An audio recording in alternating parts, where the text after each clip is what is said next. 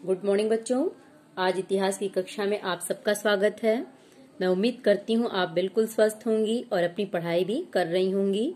हम लोग इतिहास की कक्षा में मेसोपोटामिया की सभ्यता के बारे में पढ़ रहे थे। इसके पहले की कक्षा में मैंने आपको बताया था जिगुरत किसे कहते हैं। इसकी फोटो भी मैं आपको भेजूंगी, आप उसको लिखिएगा। तो अब देखिए मंदिरों के विकास में मुखिया की क्या भूमिका होती थी। आज हम लोग को पढ़ना है मंदिरों के विकास में मुखिया की भूमिका। देखिए मेसोपोटामिया के जो विभिन्न क्षेत्र थे, जब लंबे समय तक लड़ाइयां वहां चलती थीं, तो मुखिया इसका नेतृत्व करता था। यानी जो मेसोपोटामिया के विस्तृत क्षेत्र हुआ करते थे, उसमें जब लंबे समय तक लड़ाइयां चलती थीं, तो उसका नेतृत्व कौन करता था? देखिए मुखिया करता था। और उस युद्ध में जीतने के पश्चात जो लूट का माल हुआ करता था, उस लूट के माल को जो मुखिया युद्ध का नेतृत्व करता था, वो अपने सैनिकों में बांट देता था। यानी जब विजय प्राप्त होती थी तो उस लूट के माल को मुखिया अपने सैनिकों में बांट दिया करता था। और जो युद्ध में हारे हुए लोग होते थे, उनको वो बंदी बना लेता था। कौन? मुखिया। उनको वो बंदी बनाकर अपने साथ ले जाते थे और बाद में ये अपना उन्हें चौकीदार या नौकर बना लेते थे। इस प्रकार मुखिया का प्रभाव क्षेत्र में धीरे धीरे बढ़ने लगा। तो देखिए मुखिया का काम क्या था? जब लंबे समय तक युद्ध में लड़ाइयां होती थी, तो वही युद्ध का ये मुखिया युद्ध का नेतृत्व करता था। लूट के माल को सैनिकों में बांटता था। हारे हुए लोगों को वो अपने यहाँ बंदी बनाकर साथ ले जाता था। बाद में इन्हें चौकीदार या नौकर बना लेता था। तो ये सब जब सारे कार्य उसको सौंप दिए गए, तो इस सारे कार्यों के संपादन के चलते मुखिया का प्रभाव क्षेत्र में धीरे धीरे क्या हुआ? बढ़ने लगा। कुछ समय के पश्चात जो मुखिया थे, वो अपने समुदाय के कल्याण पर भी ध्यान देने लगे।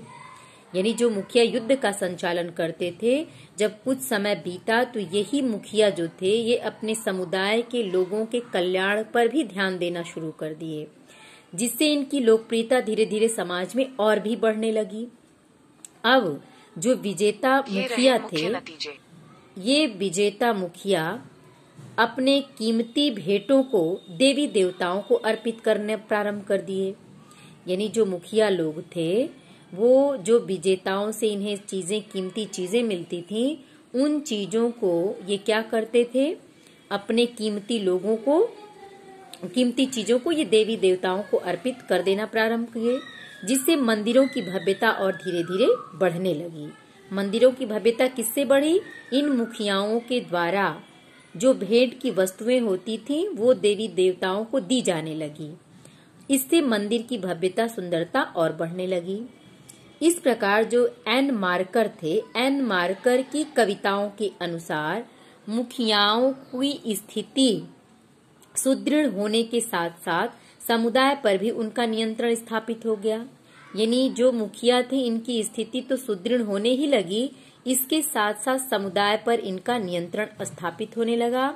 और जब आवश्यकता पड़ती थी, तो आवश्यकता पड़ने पर मुखिया ने अपने सेना बनाने और अपनी सुरक्षा के लिए ग्रामीणों को अपने पास रहने के लिए भी प्रोत्साहित किया।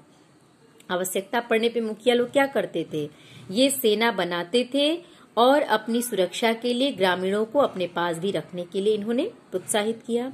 अब देखिए जो पॉइंट हम लोग पढ़े हैं, उसी से कुछ प्रश्न भी हैं, जिसके उत्तर भी यहाँ लिखे हुए हैं।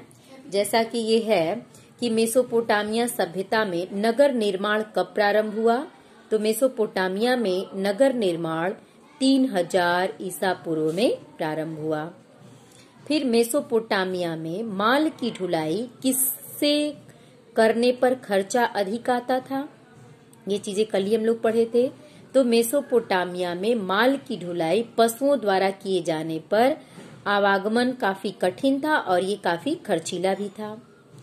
फिर पशुओं, जो मेसोपोटामियाई थे, वो मंदिर के आंगन के चारों ओर, मैंने मेसोपोटामिया में मंदिर के आंगन के चारों ओर क्या होते थे? तो मंदिर के आंगन के चारों ओर कमरे होते थे।